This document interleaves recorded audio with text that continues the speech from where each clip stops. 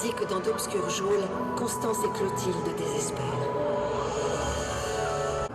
Et croyez-moi, le bonhomme est à terre.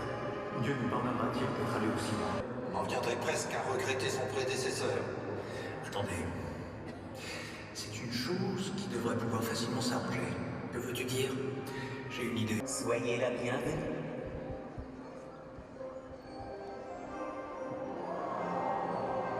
C'est un beau portrait de famille. L'idée, c'est d'un seul coup, comme par baguette magique, de transformer cette église en un intérieur du château de Versailles.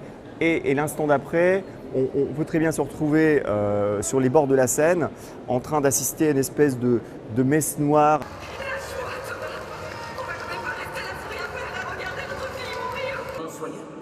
Edmond était son grand-père. Pourquoi? Pour rien.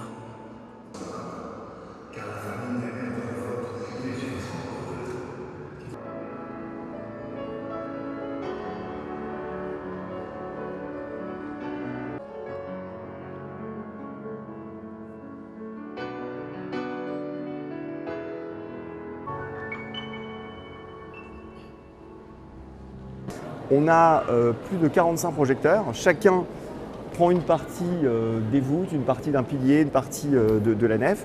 Et c'est la combinaison et l'addition de ces 45 petits bouts d'image, comme un grand puzzle, qui compose la grande image au final.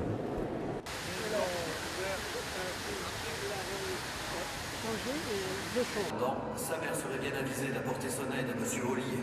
Mais c'est chose faite, mon cher. Félon de Mazarin. Cet homme n'a décidément aucune parole.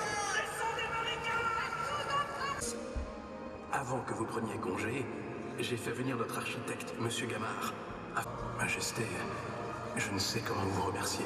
Mais c'est tout naturel. Je ne me rendais pas compte de l'importance qu'avait cette femme.